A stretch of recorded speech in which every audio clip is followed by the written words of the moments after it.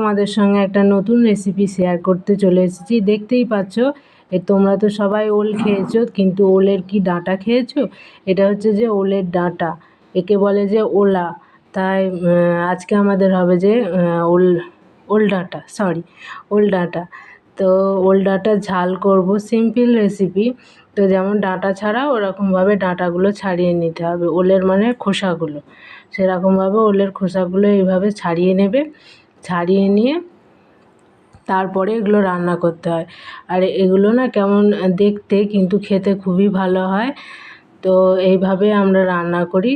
তো এটা করতে আগে জল বসিয়ে দিয়েছি। এটাকে না ভাপ দিতে হবে নুন দিয়ে, অল্প একটু নুন দিয়ে এটাকে ভাপ দিয়ে নেবে। এই যে আমি ভাপ দিয়ে নিচ্ছি। তো এইভাবে ভাপ দিয়ে নিয়ে দেখবে সেদ্ধ, খুন্তি করে টিপে দেখবে যে এরকম সেদ্ধ হয়ে গেছে। দেখতে পাচ্ছ, এই যে আমি এরকম দেখলাম যে সেদ্ধ হয়ে গেছে। হ্যাঁ, এই অবস্থায় এটাকে ঢেলে নেবে। ঢেলে নেওয়ার পর তোমরা একটা মশলা বানিয়ে নেবে। সেই মশলাটা হচ্ছে যে শুধু সর্ষে আর দুটো রসুন, মানে যে পরিমাণে তুমি ওল ডাঁটা নেবে সেই পরিমাণে রসুন নেবে, আর অল্প কটা সর্ষে নেবে, নাহলে তেতো হয়ে যাবে।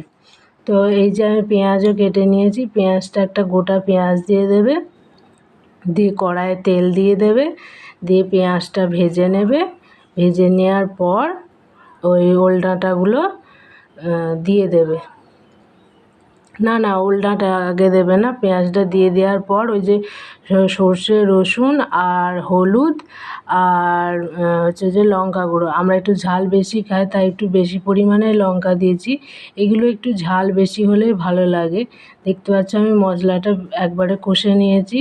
কষে নেওয়ার পর যখন দেখবে যে তেল ছাড়ছে, সেই অবস্থায় ওই ওল ডাঁটাগুলো ওর মধ্যে দিয়ে দেবে। তো আগে বলে দিই যে যারা আমার চ্যানেলটা সাবস্ক্রাইব করোনি, তারা প্লিজ আমার চ্যানেলটা সাবস্ক্রাইব করবে এরম গ্রাম্য রান্না দেখার জন্য। তো দেখতে পাচ্ছ ওল ডাঁটাগুলো দিয়ে দিলাম, দিয়ে নেড়ে চেড়ে এবার এতে অল্প একটু, বেশি জল দেবে না, কেননা এটা সেদ্ধ করাই আছে।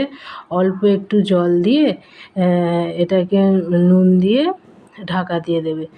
যেমন আমি করলাম, দেখলে এই অবস্থায় এসে জলটা ঢেলে দেবে। অল্প জল দেবে, কিন্তু আর নুন দিয়ে দেবে। আমি নুনটা দিইনি, নুনটা দিয়ে দেবে। নুন দিয়ে এটা ঢাকা দিয়ে দেবে।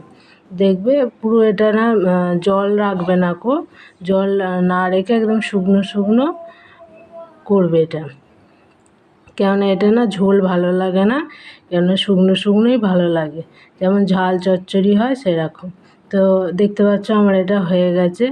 তো আমি না হয়ে যাওয়ার পরের ভিডিও নিতে ভুলে গেছি। এই যে খেতে দিচ্ছি, খেতে দেওয়ার সময় ভিডিওটা নিয়ে নিয়েছি।